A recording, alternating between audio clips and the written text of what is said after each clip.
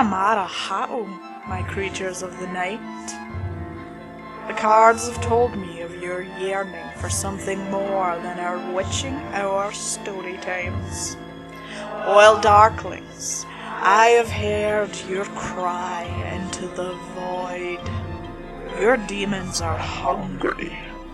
Come, allow me to feed them, as in this series, we dive head first into the bowels of some of my personal favorite circles of hell.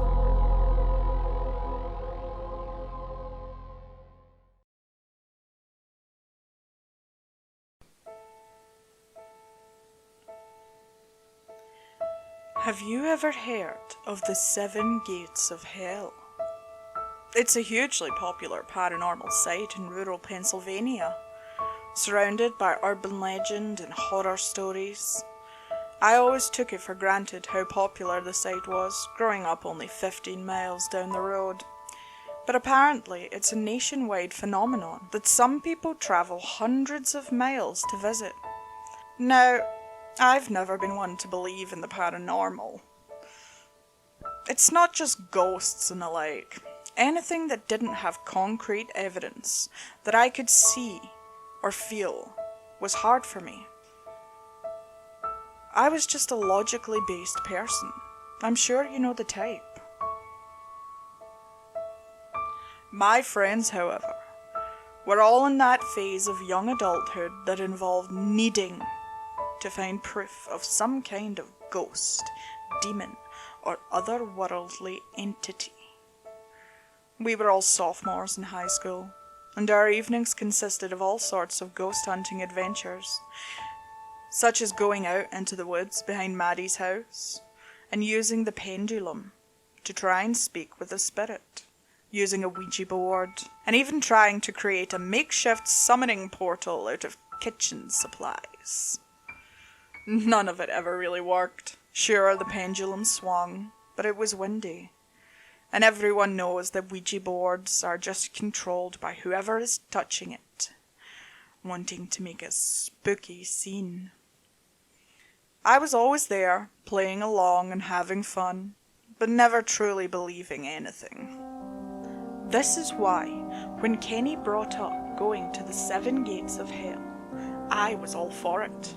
Aside from the fact that the thing was dripping in paranormal lore, there was an actual story behind it as well. In the early 1800s, there was an asylum in Hallam, Pennsylvania. This was back in the days where those that were admitted were not treated well.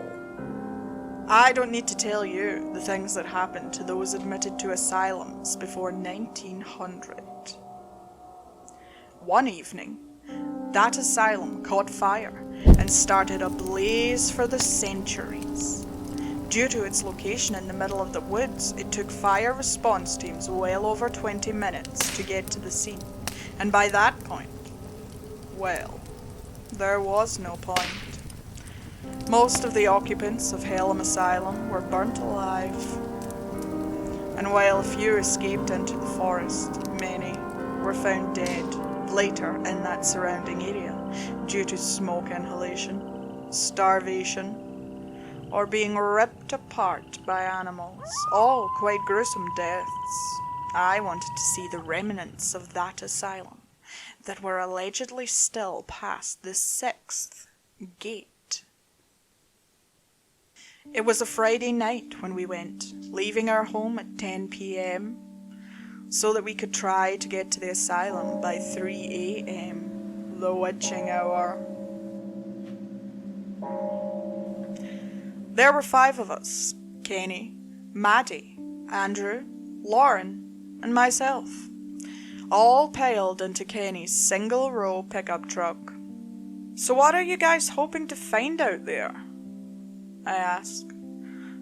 I know there were supposedly the ghosts of the asylum inmates, but other than that, I didn't know too much about the lore. You know, the usual ghosts, demons, whatever wants to show itself to us, Kenny stated matter-of-factly, At first, Maddie and Lauren actually seemed a little tense, which was strange. This was the kind of thing we did all the time. It was Lauren who spoke next. Well, it depends on how deep into the woods we get. I heard Anders and Lawrence went by themselves last week and couldn't get past the third gate. Said they started hearing voices and seeing eyes in the woods. Spooked them real good. I suppressed a laugh. Anders and Lawrence were basically the class clowns of our high school, and taking anything they said seriously was almost as much of a joke as what they had said.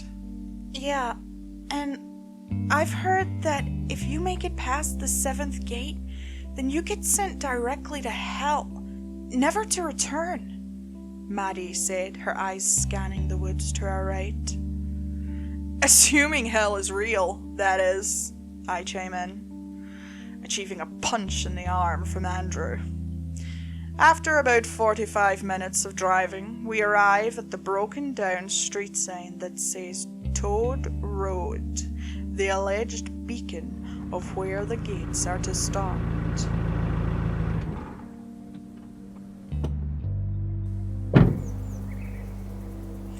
Okay, everyone shut up. You all have your flashlights and knives? Kenny asked. We had been instructed to bring flashlights for obvious reasons, and knives, I guess, to feel more safe from the ghosts. I know I brought one, in case of coyotes, which were much more popular in the area than I would like to remember, an actual threat.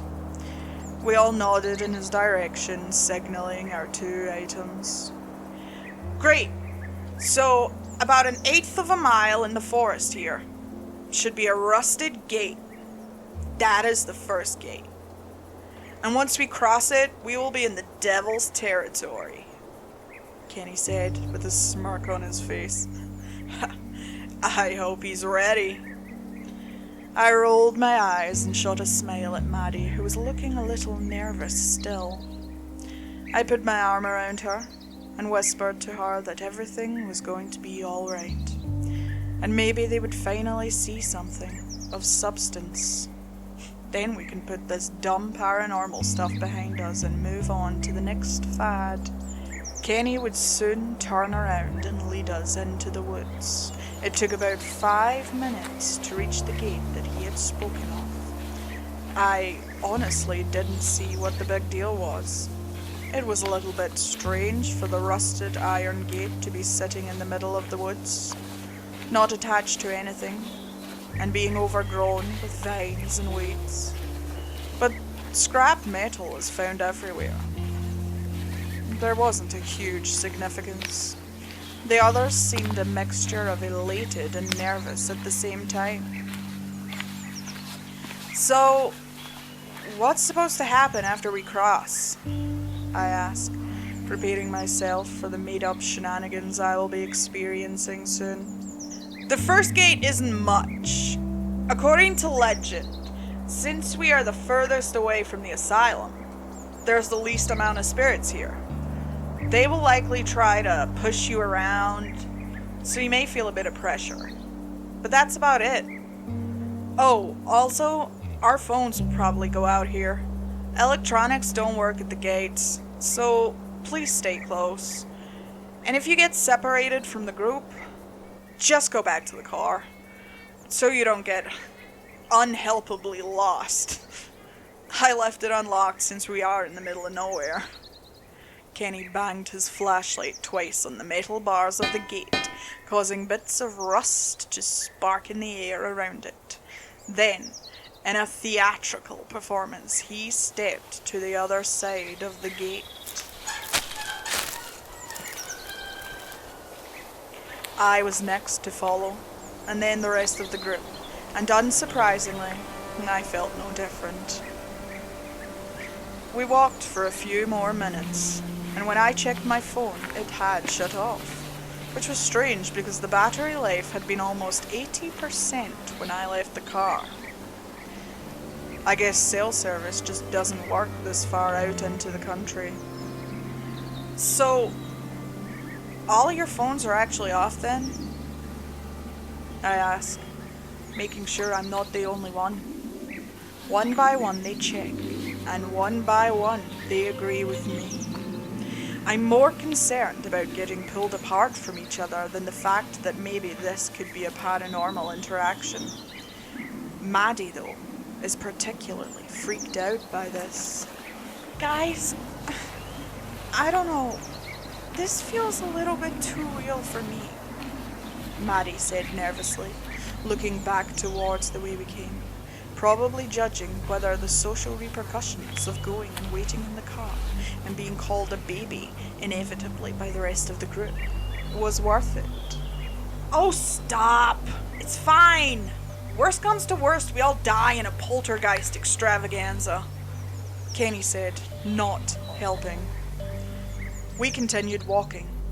The next gate was about a mile deeper and we weren't moving super quickly. So, Kenny, what's supposed to Ouch! Andrew stopped himself mid-sentence and glanced down at his leg. He pulled up his jeans to his mid-calf and revealed a large cut spanning out about 4 inches in the back side of his lower leg. What happened? I asked, looking around at the flashlight, attempting to find any thorn bushes or the culprit. I felt a light tapping on my shoulder and turned around to see who it was, only to find no one was there. Maddie, Lauren, and Kenny were all standing next to Andrew, and I was alone where I stood. Okay, weird, I'll admit. I don't know. I was just walking and it hurt, and then this, Andrew said, motioning towards his leg. I mean, it's not that bad. Just unexpected is all. Well, let's keep going. We made it to the next gate a few minutes later, only Maddie complaining of feeling like she was getting shoved to the side. She compared it to when you're walking next to someone who is leaning into you. She was scared though, and placebo is a strong thing, especially in the paranormal. So I chose to ignore that. Alright, gate 2 is right here. On the other side of this gate, according to the legend, you start feeling as if you're being followed. The pushing continues, only stronger. Oh, and there's a cult that guards the 3rd gate at the end, so, watch out for them. Kenny, who had apparently felt no presence during the 1st gate, was obviously feeling a little more light-hearted than the rest of the group, and pressed on without question. It was about halfway through the 2nd gate that we encountered our first problem. Maddie's flashlight died. She swore up and down that she had fresh batteries in it, but nonetheless, we were short one. Maddie huddled close to me and used the light from mine as we continued down the imaginary path that Kenny was leading us on. About a quarter of a mile past the 2nd gate, we heard a scream. I whipped around and saw Lauren on the ground, a wild look in her eyes. She looked back and forth so quickly, I was afraid she might break her neck. We all looked at her inquisitively. I don't know what happened. It felt like someone just speared me, Lauren shouted, panic growing in her voice. I walked over to her and offered her a hand to get up. I'm serious, guys. It felt like I got tackled. I didn't just dive onto the ground and scream for no reason. Lauren shook off my hand and pushed herself up, rejoining us, shock on her face and Andrew's. Kenny clearly didn't believe her, and Maddie looked as if she was on the verge of tears. As we walked, I got the increasing sensation that I was being stalked. I began looking around for signs of coyote, attributing the sensation to that, but I couldn't see anything that would alert me to the presence of wildlife. In fact, now that I was thinking about it, there was a surprising lack of wildlife altogether. Guys, hold up for a second. Be quiet, I asked everyone, and they were all happy to oblige. Not that anyone was really talking that much anyway. As everyone stopped, I felt a pit in my stomach start to grow. There wasn't a single noise being made. No crickets, no wind, no leaves crackling in the distance. Complete silence. That's strange, isn't it? The lack of sound? I stated my concerns aloud. I really think we should turn back. That feeling of being shoved down, that was enough for me. I don't want to mess with this stuff anymore. I'm serious. Lauren shivered as she spoke, despite the relatively warm night. Honestly, I'm down to turn around too. It's getting pretty late. Andrew spoke next, his eyes not necessarily frightened, but definitely on edge. Are you all being serious right now? Come on, we drove all the way here, and we're not turning back now, Kenny said, his voice dejected. He threw his hands in the air in a fit. No, I think we should keep going. I just thought it was weird is all. I threw back. I felt it again after I said that. The tapping on my shoulder. As if someone was trying to get my attention, but did not want to speak. I turned my head knowing there would be nothing there, and not being surprised when there wasn't. How much further to the third gate? It should be right around here. Let's go! Kenny swung his flashlight around and started walking again, not giving anyone else the chance to disagree. After another 2 or 3 minutes, we landed back on a road that appeared seemingly out of nowhere.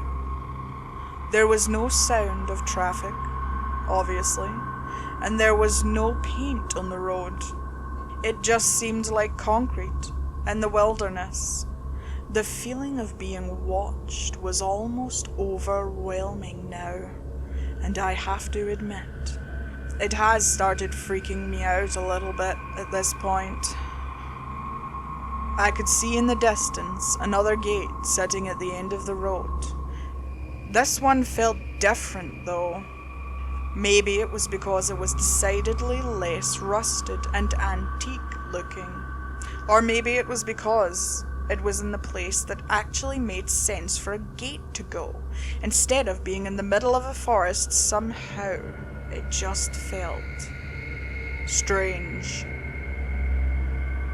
When we were about 10 yards away from the gate, I heard Maddie start to sob. I turned around to ask her what was wrong, and I saw utter terror in her eyes. I will never forget that look. I asked what was wrong, and she couldn't even speak. She just pointed to the sides of the road. And there, in the darkness, where the road dropped off into more grass and trees, sitting just along the edge of our vision, were bright green eyes. Hundreds of them. It took all of 5 seconds for the rest of our small group to see what Maddie had. Those green eyes, unnaturally bright in the darkness of the forest surrounding them. Lauren let out a shriek, and Andrew just about jumped out of his skin, despite not making a noise. I swear, Kenny actually smiled, as if he was happy to finally have something to talk about. His smile doesn't last. I know he wants to see something metaphysical more than any of the rest of us, but even for him, this felt like more than we bargained for. One by one, what felt like thousands of men stepped out of the shrubbery on either side of the road, each holding some sort of weapon. My heart dropped. Maddie is clinging on to me, her face shoved into my chest, sobbing. Andrew looks distant, like his brain wouldn't allow him to process the situation. Lauren was also crying silent tears, and Kenny had an awful grimace that came from trying to look like he wasn't scared to preserve his social status, but was actually shitting his pants. The figures were silent as they approached. They were humanoid in shape, but something about them was distinctly wrong. Maybe it was the way they appeared darker than they should have, even as they got closer and our flashlights could reach them.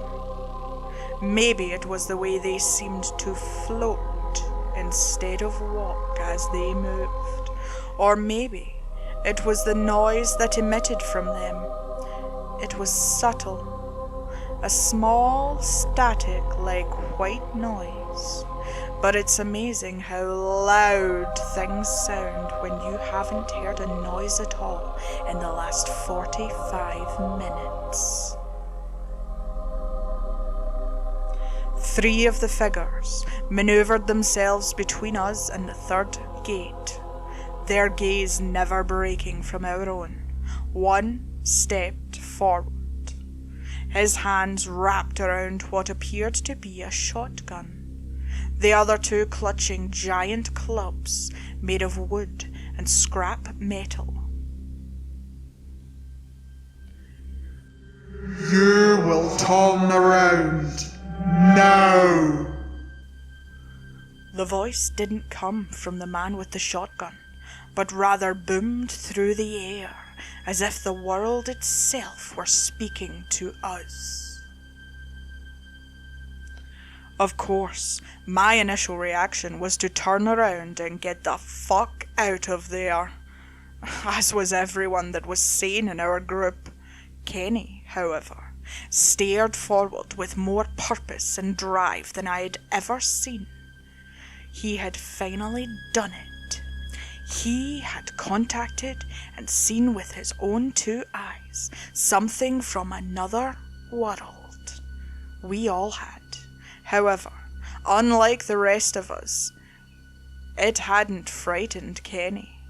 It had made him want to know more. No! We're gonna keep going. This is public land. You can't stop us. I don't believe that you will pull that trigger. Kenny spoke back to the creatures with a calm precision. He really meant what he was saying, and I couldn't understand how. I fought every urge in my body to turn around and bolt, and I walked forward to put my hand on Kenny's shoulder. We need to go, man. I don't think these guys are fucking around. We need to go. I put emphasis at the end of that sentence, hoping that my good friend was just in some kind of shock-induced state of overconfidence. I turned him around to look at the rest of us, instead of them. Look at Maddie and Lauren. I pointed at the 2 girls, the former's head in her hands, trying to avoid her surroundings, and the latter sitting down next to Maddie, trying to put on a tough face, and hardly succeeding. What Do you want to chicken out? Just like Anders? This is all meant to scare us, okay, Daniel? Nothing is gonna happen. A crack once again pierced the night. I knew instantly that the shotgun had been fired. I didn't even have time to scream before Kenny was gone. I don't mean gone as in dead. I mean gone. Ceased to be around. There was no trace of him. One moment he was talking to me, and the next my hand was no longer on the shoulder of my childhood best friend, but rather floating through the air back to my side. The figures were gone too. Kenny! Kenny! I shouted into the nothingness. The sound was gone again, along with the creatures, so my voice felt like it would travel miles, but nothing came back.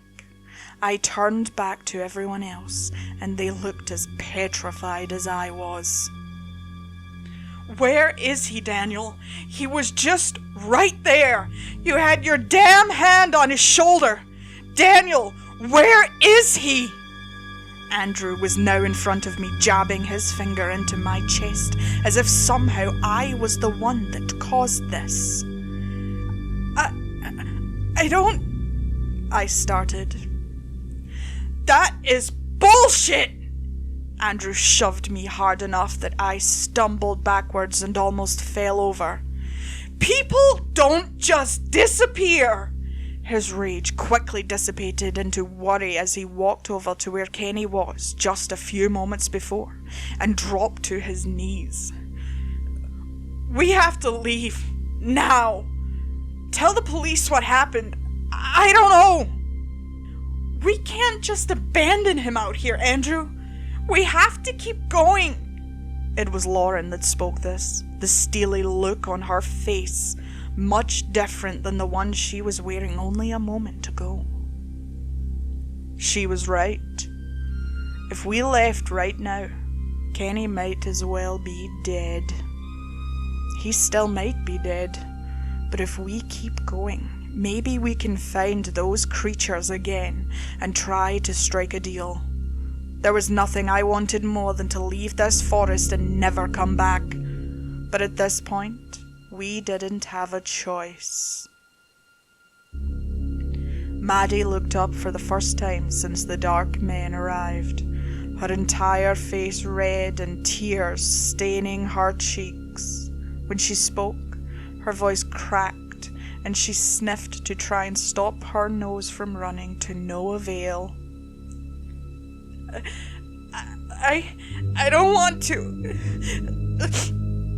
I just want to go home. She was defeated, and I didn't blame her. However, unless she wanted to walk back through the woods alone, she was going to have to get through it. Kenny needed us. I'm sorry, Maddie. I know you're scared. We all are. But we have to do this right now. We have to. We have to. I repeated it twice, once for Maddie and once for myself. She looked back at me, like a little kid being told she was going to be spanked. But she nodded her head and let out another burst of tears before eventually standing on her own. Without giving myself any more time to think about it, I walked up to the third gate, put my hand on it, and walked around to the other side. The others followed me hesitantly. The road we had been walking on disappeared directly on the other side of the third gate, strangely enough. So we were back to walking through wooded terrain and keeping our eyes out for whatever may lurk in the trees. I had taken point in Kenny's absence, Maddie staying constantly by my side, followed by Andrew and Lauren. We walked in a tight square forward. It was odd, But for some reason, I just knew where to go. It was as if I was being guided, but by a force that was unseen or unfelt. I found myself making turns around certain trees and crossing over a small stream at one point that would have been much easier just to walk alongside. The tapping that I had been feeling in my shoulder previously was also getting stronger and harder to ignore. It was persistent now, and the taps were becoming harder and more painful. I could tell that the others were feeling something similar.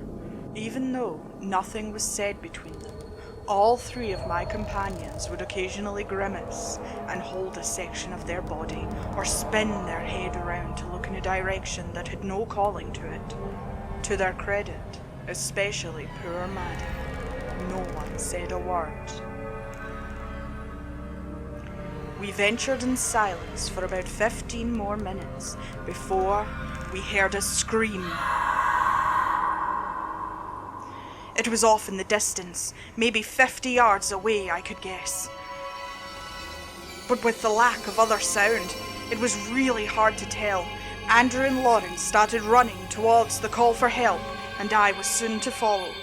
They were slightly ahead of us, and when we passed into a clearing, the two in front of us stopped on a dime, nearly causing Maddie and I to run straight into their backs.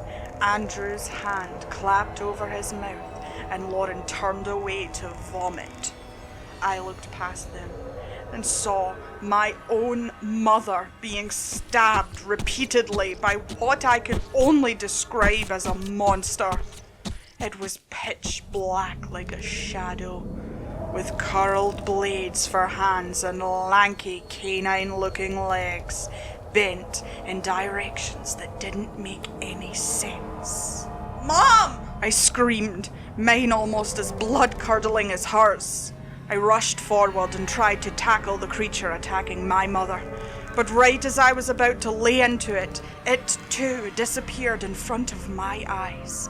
I turned to find my mother, but she had been replaced with the face of another, an old man with blood running down his lips, looking at me with a devilish smile. He licked his lips as he stared at me, and then vanished himself.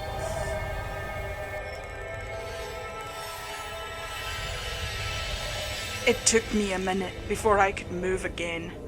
I had no idea what was real. Was this all a hallucination? It couldn't be, because clearly everyone else saw the same thing as I did. I had no answers, nor any semblance of a clue what to make of the events that had happened.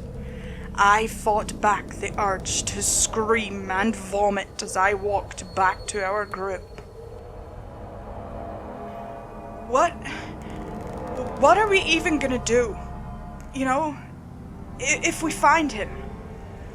Andrew said, his eyes still trained on the ground where he had just seen two more beings disappear. "We are going to fucking kill whoever took him," Lauren spoke up. Everything about her turned to ice. It almost made me more uncomfortable seeing the sweet, pretty girl who enjoyed watching makeup tutorials on YouTube and flirting with boys on Twitter look as hardened and shut off emotionally than it did seeing the spirits. Almost. With a new sense of pace, we started back on the trail, my flashlight flicking back and forth between the trail in front of me and the trees beside me, even more often now. And it wasn't long before we reached the fourth gate. Or at least, I think it was the fourth gate. There actually wasn't a gate at all, but only a prominent mark in the ground, like someone had run their finger through wet concrete and molded it that way. I just knew that it was, however. I knew we were getting deeper into the game, closer to hell I suppose. I didn't even bother to stop. I just kept walking. The moment I stepped past the gate, I knew I was correct. It felt like it dropped 20 degrees instantly. I also heard sound again, but it wasn't the average forest sounds. It was distant wails that could have been mistaken for a gust of wind in a different situation, but not this one. When Maddie stepped over the line, her face froze and she looked at me. I did my best to smile for reassurance, but I'm sure it wasn't worth much. She put her head back down and pulled her jacket closer around her. Are we gonna talk about how we made it here? To the fourth gate? With no fucking directions? Andrew was looking at me and then pointed back down at the line in the dirt. I mean, all of the turns we could have taken. All of the different routes we could have gone down. This gate is hardly 6 feet long in a forest that's how big? And how in the fuck did we even know this was supposed to be a gate? I can't be the only one that just knew. Andrew was ranting, something he did to cope with things. Normally, it was when a guy pissed him off at school by talking to a girl he was interested in, or how his favourite football team lost, and it was all on the referee. This time, it was about ghosts that kidnapped and possibly killed our best friend. I don't have an answer. Just let's keep moving, okay? I don't want to stand in one place for too long, I replied. Fuck this!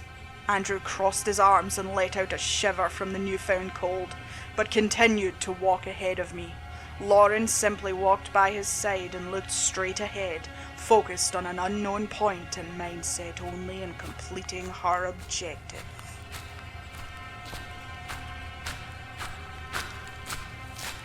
The further we got into the land of the fourth gate, the harder it was to ignore the background sound to our trek.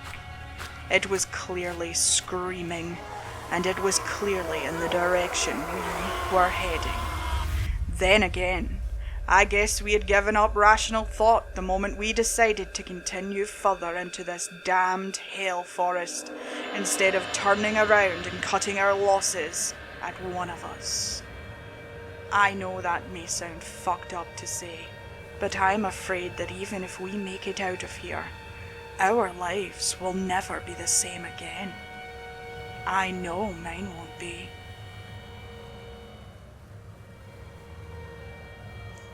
I don't really remember when, but at some point images started flashing through my head. Ones that were not my own. I saw ash and monsters, endless miles of snow, spiders by the millions crawling along the ground. They were terrifying and would flash in front of my consciousness every couple of minutes for a brief moment. It was distracting. I wanted them to stop, and after a while started cringing every time I knew I was due for another. As we grew deeper, the visions grew longer. Eventually, it became all I could do to focus on walking straight. My gut instinct was to sit down and close my eyes to try and make it stop. I knew that wouldn't help, but I had the strongest urge to do it anyway. I persisted. I kept moving. I trained my eyes in the back of Andrew's head and I grounded myself there. It was in the middle of one of these visions, one where I was flying but my wings were on fire. And I knew that soon I would fall to my death. That I heard Maddie scream again. I snapped back to reality and looked to my right, where she had been stationed all evening. She was gone, but not in the way that Kenny had been gone. This time there was a trail of blood. I don't think that makes it better. Please! Help! I followed the voice up a tree and saw Maddie pinned to the trunk, a thick branch penetrating through her stomach. I crossed the distance between us in moments and looked up. She was out of my reach, and her eyes were closing quickly. Maddie! Please, stay with us! We can help! I yelled up to her, desperately racking my brain for any solution. I whipped around to find Lauren climbing a dogwood next to the one Maddie was impaled on. Andrew and I looked on helplessly. I got you, Maddie! I got you! Lauren's voice was reassuring as she worked her way a good 15 feet off the ground to a crossing point between the two trees. I had forgotten how much of a climber Lauren had been in elementary school. It felt like ages ago, but it sure as hell was useful now. Lauren reached over and made the jump. Maddie followed her lazily, a drunken haze settling over her whole body. Lauren began to slowly climb down to the level our friend was at and cradled her head. She then looked back down at us and shook hers.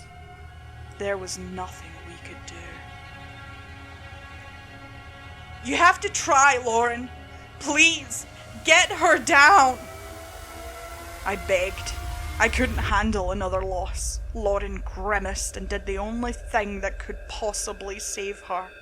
She broke the branch as close to Maddie's body as she could, and she pulled her off.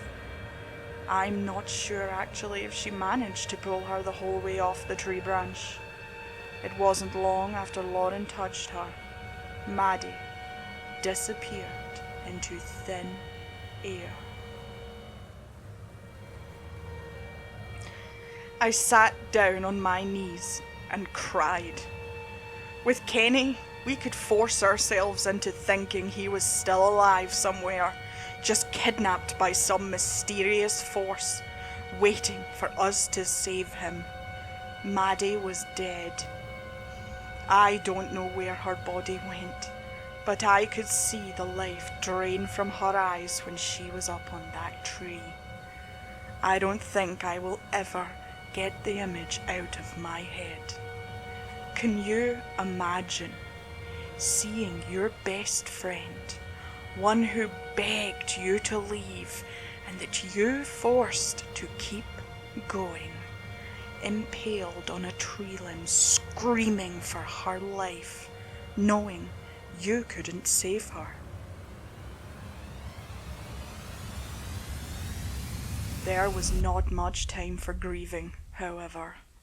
Whatever resided in this forest didn't care about feelings. I only had about 1 minute of freedom before the visions started again. Piles of bones, my home being swallowed by an earthquake, creatures of undescribable horror chasing after me. The pressure that I felt pushing me forward didn't stop either. I could feel it pick me up from below my armpits, literally, mind you, and shove me forward. Lauren made her way down from the spot she had been trying to rescue Maddie, no expression on her face, and walked right past me in the direction that I had been shoved. Clearly, she was getting directions too. Andrew put his head down and walked behind her, leaving me as the last to follow.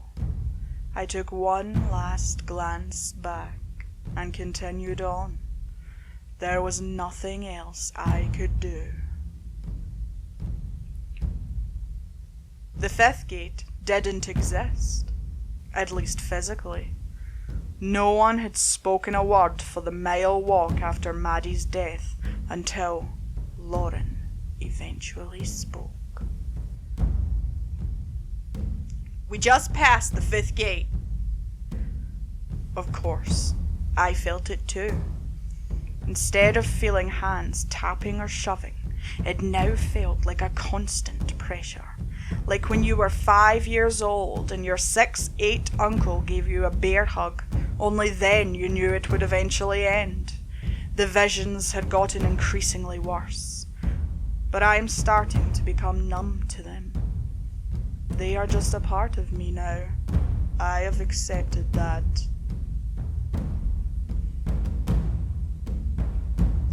I hadn't noticed it, but the terrain around us was changing as well. Things around us were just dead now. The trees were growing more and more brown, leaves becoming more scarce as we continued on. Plants with blooming flowers were replaced by thickets of thorn bush. Animal carcasses littered the distance. It seemed unlikely that we were even still in an earthly plane anymore, the more I thought about it. Something like this would have garnered the attention of the local government in an attempt to stop whatever was causing the death. And as far as I could remember when we were looking at Google Maps of the area, there was no such large, lifeless area. It wasn't long until we saw the eyes again.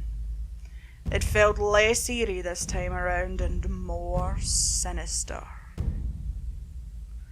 As if the surrounding forest wasn't enough, as soon as I saw the bright green glow around us, I felt the death of the place. It weighed upon me like 1,000 pounds. I glanced at my friends. Andrew was darting his head back and forth in all directions, while Lauren kept her focus straight ahead, ignoring her surroundings completely, as she had been for what seemed like years. Moments later, the dark figures appeared again, weapons in hand. They were more grisly this time, however. No longer shrouded in dark capes, but rather flaunting their unnatural bodies to us. Their limbs were too long, bodies too thick, and worst of all, their skin was pulled so taut against their bones that it looked like a demon summoned from a sacrificial ritual. I guess, in a way, they were. They had only appeared for a moment before they rushed at us. Unlike the previous encounter where they had stood still and simply waited, this time they came at us from all sides, sprinting. I immediately jumped into a sprint forward of my own, Lauren and Andrew doing the same. "We need to find a way through!" I shouted, even though I was only a foot or two behind. The white noise emitting from the creatures was deafening. "Split! That can't reach all!" I could only hear bits and pieces of what Lauren was saying, but her message was clear. She wanted us to split up, each running in a different direction, so that hopefully they would chase one and leave the others. I couldn't have disagreed more. "Someone will die, Lauren! We have to stay together!" I screamed back. Like hell was I going to lose another person to this damn forest. "One, us, all!" I overheard. She thought it was either one of us or all of us. She was probably right. But that didn't make it okay. I just ran as hard as I could behind her. The creatures were closing in. and I had just managed to sneak by one of the incoming demons in front of us as he swung his club at me by dodging to the left. It wasn't going to last, though. I was running out of steam, and fast. That, along with the fact that I had no idea how long we would have to outrun these things, or even if we could, made me want to give up. Maybe it would be easier to just give in. Let this nightmare be over. The thought of Maddie and Kenny was enough to pull me through. I pictured Maddie's face as she breathed her last breath, and the look of determination in Kenny's eyes as he stared down these dark men the first time. I had to keep going. Suddenly, Andrew stopped. It nearly knocked me over as I tried to pull him with me, but he didn't budge. Andrew, what are you doing? Come on, we have to move! I shook him, and he just shook his head at me. I can't do it. Daniel, I give up! A single tear fell from his right eye, and he sat on the ground. The demons were nearly on us from the back now. I grabbed my friend's arm and pulled harder, trying to force his hand, but he was a dead weight. Go on! Lauren needs you! Save them! I'm sorry. Andrew turned around and ran towards the creatures that were coming from the back, and threw his body into them. I hadn't even noticed that the ones in front of us had reached me as well, but they just ran straight past, all converging on Andrew, tearing his body apart, limb from limb, until there was nothing left. I couldn't watch, so I spun around and sprinted forward again. I took one last glance behind me as I caught up to Lauren, only to see what was left of Andrew disappear, just as the others had, along with the dark men.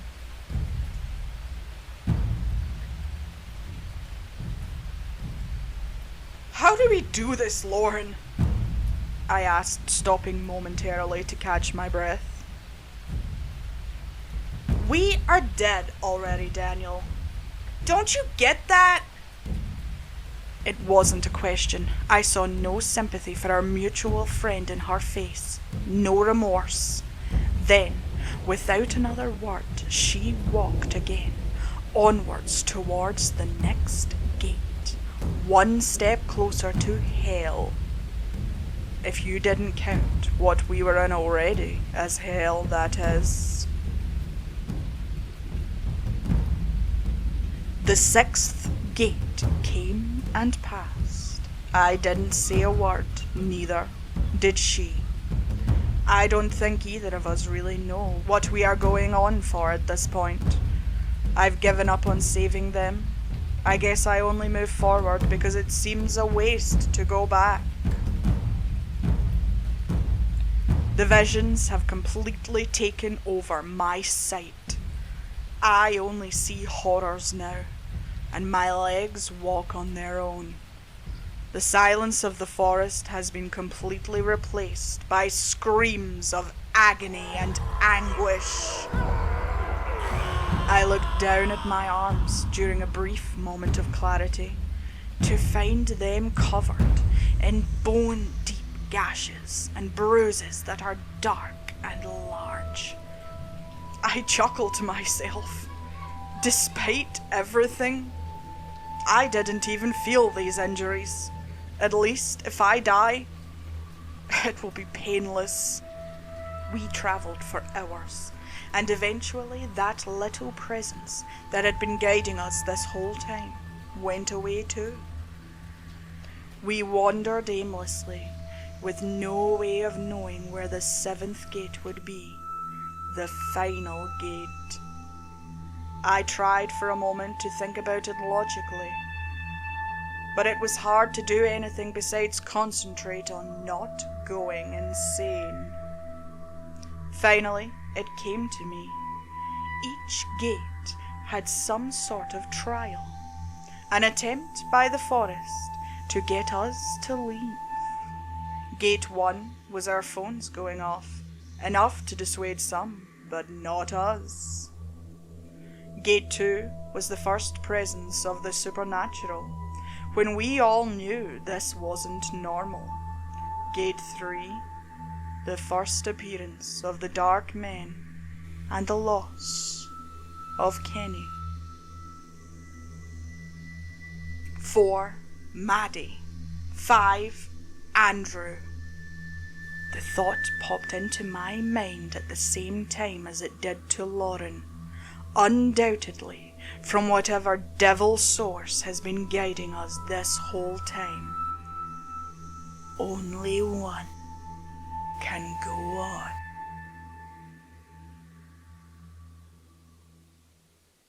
I tried to ignore it. Lauren didn't. She spun around only a moment after the voice rattled through our heads and clocked me straight in the jaw. She was a small girl, but it was enough force to send me to my knees. "What are you doing? We can—" Another punch to the temple. This time my vision blacked out, and I curled up into a ball on the ground. "No. The forest has rules. You play by them or you die. Haven't you learned?" She shouted. Before sending a kick to my exposed back, I began to cry. Another kick, then another. Finally, she turned me over and kneeled on top of me, resting her thumbs against my eyes.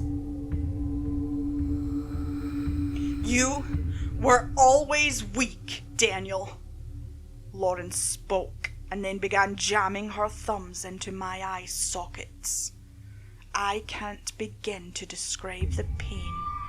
It is unimaginable, even with the torment I have experienced in the last 8 hours. My body responded, rolling to the side and throwing Lauren off balance enough for me to push her away. I grabbed my head and tried to think. I didn't have long before she was on top of me again, her arms around my neck this time, trying to choke me. I threw her off again, begging her to stop and think, figure out a logical solution. She was having none of it. She came back again and again. Each time I threw her away, using my size and strength to my own advantage. I could tell she was tiring. Her attempts were getting weaker and weaker.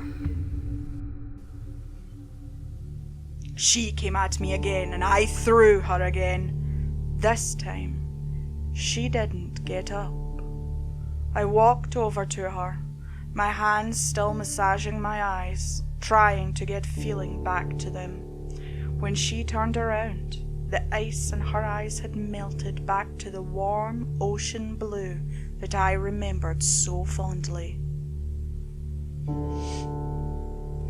"Daniel, what's going on? I can't feel my legs," she whimpered. I looked down and immediately realized the problem. The last time I had thrown her away, she had landed on a large rock. That rock had cut open the back of her neck and bone was sticking through the skin. I had broken her neck.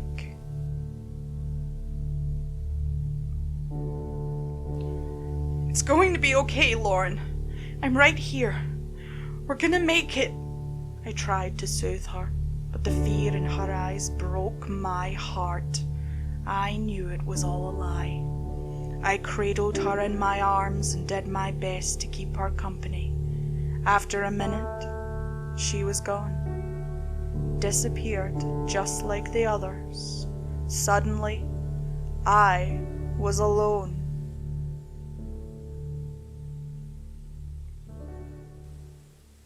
When I looked back up, The seventh gate was directly in front of me. A grand sight. It reminded me of Wayne Manor in the Batman comic books. Victorian in style, elegant and flawless. Behind it was the fabled asylum. It didn't appear to have any fire damage as was suggested, but rather looked pristine, like it had been built yesterday. Initially I questioned it, but it was fleeting. I knew I just had to get there. As I walked up to it, the gate opened in front of me. I stepped through, and suddenly all the noise, voices, pressure, everything was all gone. It felt normal, like I was just walking through the forest again. All of my cuts and bruises were mended, and my mind was my own. I walked to the front door of the asylum and rested my hand upon the handle. With a deep breath, I swung it open.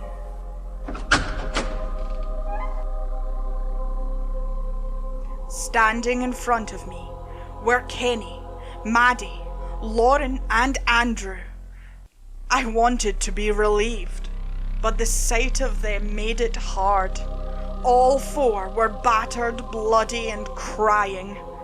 I tried to run to them, but an invisible force kept me from entering the asylum that held them captive. One of the dark men came from out of the shadows of the room to the right and slashed through Kenny. He let out a guttural scream followed by a cry for help. I pounded on the invisible wall and screamed, but they could not hear me. Save them all, or save yourself. The familiar boom of the dark men echoed through the air, and I spun around to see the creature directly behind me, hot breath scorching my face. For once, the presence no longer seemed menacing, but inquisitive. I tried to hit it, but my hand went right through it. "What do you mean?" I shouted. Save them all, or save yourself. It just repeated itself, its bright green eyes staring into my soul. I guess I should be thankful. I had given up any hope of saving my friends, and now I had the opportunity to. I wish I could come back with them, but the dark men have made it clear that that is not a possibility. They did let me write this note, though. I know you won't remember this, but I hope that you take me seriously when I say, don't attempt the 7 gates of hell. It isn't worth it. Signed, Daniel Huntington.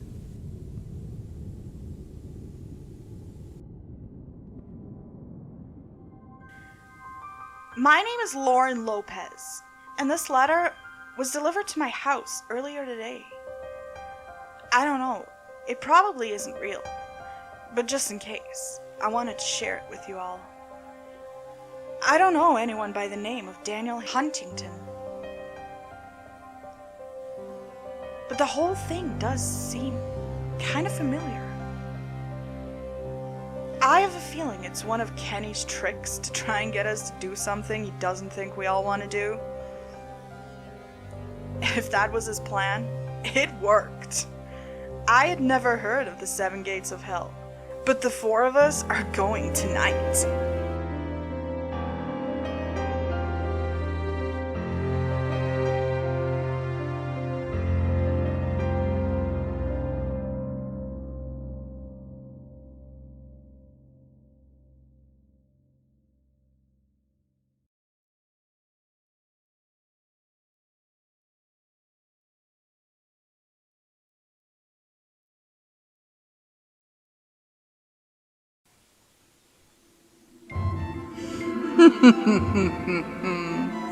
Well, did you enjoy my little postcard from hell? Well, isn't that coincidental? I just so happen to have a rather large collection. So subscribe for more hellish horror and share with your creepiest ghoul friends. And as always, darklings, meet you back at midnight.